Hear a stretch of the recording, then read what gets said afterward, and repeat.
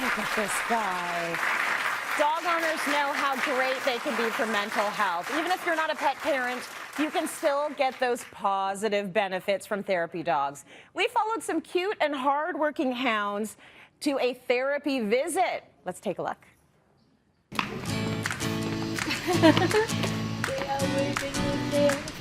Who's a good girl? People who have worked in the same office for years maybe have never conversed about anything outside of work. Now they're talking about their dogs and they're forming a connection that they may not have had before. What's his name? Harley. Harley. Yeah. Harley. Harley. Paw? Like the motorcycle. Give me the paw.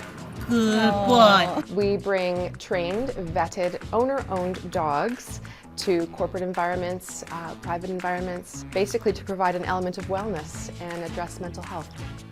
He loves this. She's been doing it since she's 10 months old. Look at the camera. Yeah. Oh, okay. The first thing that we look for are dogs that are very accepting of human touch. They have to have basic obedience in place already. Oh, good girl. Anywhere that people love to have dogs, they'll ask us to come and we'll be there. We use her for fear-based therapy and dog bite exposure therapy for kids who have been bitten or adults, and we do all kinds of work with her because she is so docile.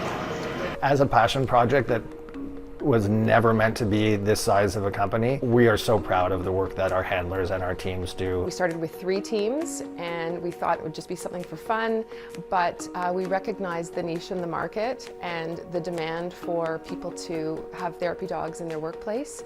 And it's really just taken off. We're at now about 56 working teams. In the 7 years that we've been running this business, the feedback has been incredible. Mostly we hear that was the best day ever. We then hear, I only came into work today because I knew the dogs were coming. The feedback is always extremely positive because the service that we provide makes people feel good. So they're happy to be at work, they're engaged, they're focused, they're refreshed, they feel that they're looked after, they feel that their mental health is being addressed, and that's really what this service is all about. They're wonderful. Yes, they're very, very, very nice to have around. Wish we could have them here every day, right, Jacob?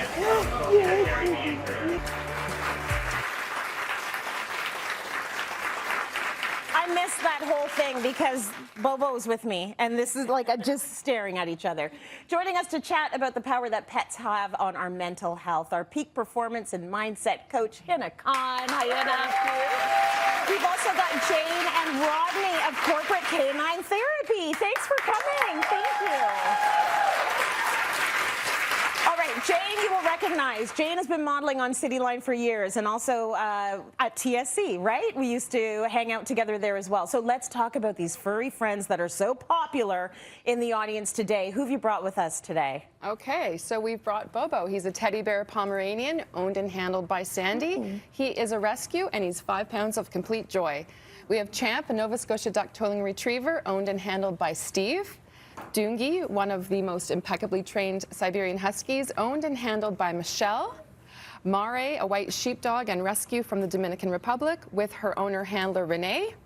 Harley, a Welsh Corgi, owned and handled by Sonia, and regularly requested by our clients. And Harlow, our 10-year-old Great Dane, who is owned and handled by Rodney, and started her career at Sick Kids Hospital here in Toronto. Beautiful. Oh my gosh, they're having such a good time out there in the audience, and the audience is having fun with them. So Hina, I want to start with you. Yes.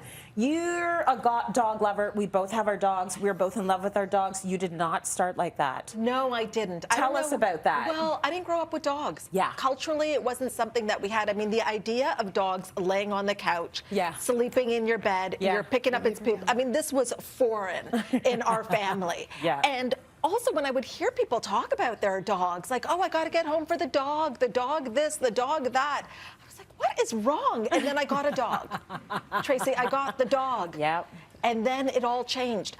I don't know about you, but I talk to my dog in a baby voice. So do I. And when it stretches, you would think world peace was solved. It's Right. like, good stretch. And now we're arranging our lives around these dogs. Yes. The things that I judged other people for, I am now that person. And it gets even worse. I don't know about you, Tracy, but I actually get Mother's Day cards from the dogs. Oh, Yeah, yeah. Hannah, you're more in than even me. No, okay? no. Listen, we are those people that we are. judged. We We are are. absolutely there. I've said it before on social media. It's like, sorry, yep, I'm posting about my dog again because he's brilliant and amazing. You just fall for them, and then they are part of the family, and also they do help in so many ways, big and small. My husband says to this day, our dog Ozzy is that's what got him through the pandemic. Yeah. Not me, not the kids. It was Ozzy. Yes. Right? And I Yes. totally understand that. So you've seen firsthand how dogs can impact our lives. Talk to us about what dogs add to our health. Well, this is all backed by research and studies that have been done that they help with stress, anxiety, and depression. Yeah. You know, many times when we're anxious about the unknown or the future. And dogs have a way of bringing us right into the present moment. They ease loneliness. Like, what a companion.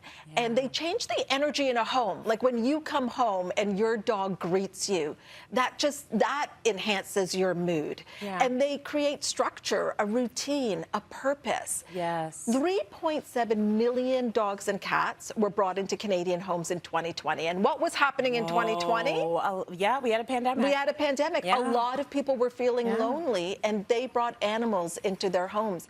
It also improves your overall health because you will exercise more. Whether That's you right. feel like it or not, you will take your dog for a walk. I don't know about Bobo. I don't know how many steps Bobo is getting in on a day, but normally we're taking our dogs for a walk and it gets us out and into nature. So studies also show that pet owners have lower risk of heart disease and lower blood pressure. I'm almost asleep right now. So Right, yes. you are so calm. My blood pressure is in the basement. I'm just like, oh, I just could stay here forever. Yes. The other thing about taking a dog out with you is that you actually end up talking to more people.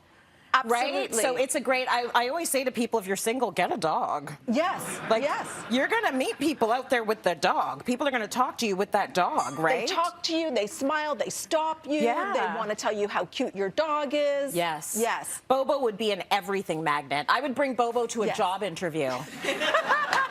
And it's like, no, I don't know anything about it, but look at Bobo. But look at Bobo. And they'll be like, she gets the job. Okay, Jane and Rodney, in your opinion, is there a type of dog that provides the most mental health benefits? Not actually, but to your point, if you want to rent a dog for a date, we're happy to supply that. But not really. We have over 30 different breeds available at our company, and we find that there isn't one that's more therapeutic than the others. Yeah. All dogs are therapeutic, and all dogs will give you that feel-good effect. So whether it's a 5-pound teddy bear Pomeranian or a 130-pound Great Dane, they all provide that chemical release that you were talking about that make you feel good. And quite honestly, it's really up to the individual which dog they prefer. I love that. So not everyone's a dog lover, believe it or not. Some people actually are terrified and fear them, and we have to respect that as well. So talk to us about why that might happen. There's a couple of reasons. Either somebody was bitten at some point in their life, or chased, or had a bad experience with a dog, and they have this mental kind of discussion with themselves that they're always fearful, and they're crossing the street and they're avoiding seeing dogs. And so what we do for exposure is we start with a very small dog, and we work with professionals, or just on, although we're not professionals, we can do exposure visits with our dogs, and we find that people really take to it well, and people who want to get over the phobia can do, certainly with the help of a professional and our therapy dogs. Rodney, Bobo's getting bored, so Bobo was yawning, so maybe we need to spice it up a little. Although Sandy tells me, Sandy is the handler and owner of Bobo, that Bobo will sort of run around for 30 seconds and then need to take a nap. So it wasn't you, Rodney, it wasn't you. It's okay, it's not the first time. You're good sports. Jane and Rodney, Harlow, and some of the other dogs have been used for exposure therapy. So tell us more about those experiences. Like, how does that work? The few that I have done, the most one that stands out was at Sick Kids. There was a child who was mauled and bitten by a Staffordshire Terrier, and they brought Harlow in right away. And the fear in this child's eyes as Harlow rounded the corner was palpable. But as soon as they understood that not all dogs are like that, and that we're teaching how to approach properly and how you shouldn't approach a stranger dog, which is what happened in that situation, and how to do that. Within 2 days, that child was up out of bed patting a 130-pound dog. Oh, Yeah. that is a beautiful thing. Yeah. Listen, if you could just stay here for the rest of the season, that would be awesome. We can talk. No problem. We can talk. No Thank problem. you so much for bringing these lovely dogs into our audience.